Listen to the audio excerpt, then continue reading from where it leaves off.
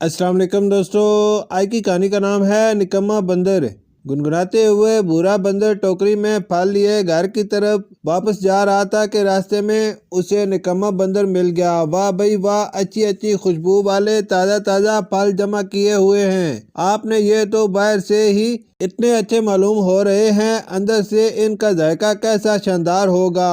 نکمے بندر نے پھلوں کی ٹوکری للچاتی نظروں سے دیکھتے ہوئے کہا، ارے بھائی، بارشوں کے بعد تو جنگل میں ہر طرف پھل فروٹ تازہ ہیں، سارے جانور آج کل انہیں کھا رہے ہیں اور جان بنا رہے ہیں، لیکن تمہیں اتنی حیرت کیوں ہو رہی ہے اور تم اتنے کمزور کیوں ہو رہے ہو؟ بھورے بندر نے کہا، تمہارے سوال کا جواب اس میں ہے۔ نکمے بندر نے اپنی ٹوکری سے پتے ہٹاتے ہوئے کہا، ارے یہ کیا تمہارے پاس سارے پھل خراب اور سڑے ہوئے ہیں، ان میں کوئی بھی تازہ نہیں ہے، اس کی کیا وجہ ہے؟ بھورے بندر نے حیرت سے سوال کیا۔ نکمے بندر نے جواب دیتے ہوئے کہا، دراصل میں نے درختوں پر چڑھنا چھوڑ دیا ہے، اوپر چڑھ کر میں خود کو تکلیف میں نہیں ڈالتا، پھر تم یہ سب کہاں سے جمع کرتے ہو؟ بھورے بندر نے پوچھا۔ نکمے بندر نے کہا، دوسرے جانوروں سے جو گر جاتے ہیں یا جنہیں وہ آدھا کھا کر چھوڑ دیتے ہیں، انہیں اٹھا لیتا ہوں یا کسی سے مانگ کر رکھ لیتا ہوں، اس طرح میرا کام ہو جاتا ہے۔ اچھا، تو تم نے محنت کرنا چھوڑ دی ہے اور بھکاری بن گئے ہو جو خراب اور دوسروں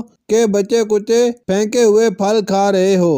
بھورے بندر نے افسوس سے کہا، میرے بھائی، دراصل مجھ سے محنت نہیں ہوتی، آپ چاہیے اسے جو بھی نام دو۔ نکمے بندر نے کاہلی بتانے کے بعد پھل مانگتے ہوئے کہا، آپ کی ٹوکری تازہ پھلوں سے بھری ہوئی ہے، مجھے کچھ تازہ پھل دے جاؤ تاکہ آج میں ان کو کھا سکوں، یہ مجھ پر آپ کا بڑا احسان ہوگا۔ اگر آج میں تمہیں مانگنے پر دے دوں تو میرا یہ احسان نہیں بلکہ ظلم ہوگا اور تمہاری مانگنے کی عادت پکی ہو جائے گی اور محنت سے تمہیں موت آنے لگے گی، تمہیں چاہیے محنت کرو اور دوسروں سے مانگنا چھوڑ دو۔ یہ کہتے ہوئے بھورے بندر نے اپنی ٹوکری اٹھائی اور بغیر کچھ دیے وہاں سے چلا گیا۔ پیارے بچوں، دوسروں سے مانگنے اور سوال کرنے کی عادت بری ہے، اس کی وجہ سے انسان سست اور کام چور بن جاتا ہے۔ ہمیں چاہیے کہ بھورے بندر کی طرح ایسے لوگوں کی بات نہ مان کر مانگنے کی بری عادت سے جان چھڑوانے میں ان کی مدد کریں۔